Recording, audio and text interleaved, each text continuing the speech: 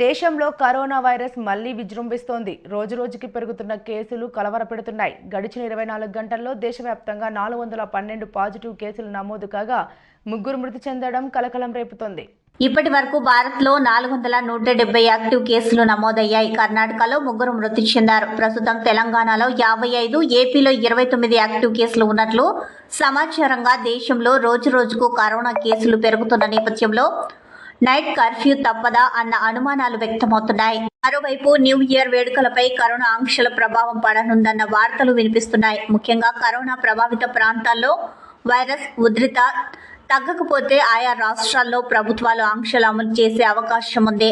దేశంలో ఇప్పటి వరకు కరోనా కొత్త సబ్ వేరియంట్ JN.1 కేసులు 64 నమోదయ్యాయని కేంద్ర ఆరోగ్య శాఖ సోమవారం వెల్లడించింది. వీటిలో అత్యధికంగా గోవాలో 34 కేసులు వెలుగు చూశాయి. మహారాష్ట్రలో 9, కర్ణాటక 8, కేరళ 6, తమిళనాడు 4, తెలంగాణలో 2 కేసులు నమోదయ్యాయి.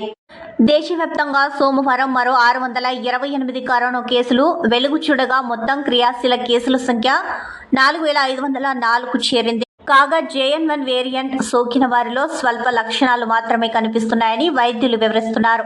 కేరళలో కొన్ని రోజుల క్రితం JN.1 తొలి కేసు బయటపడింది. 29 ఏళ్ల మహిళకు సోకిందని, ఆమె ఇంట్లోనే ఉండి పూర్తిగా కోలుకున్నారని పేర్కొన్నారు.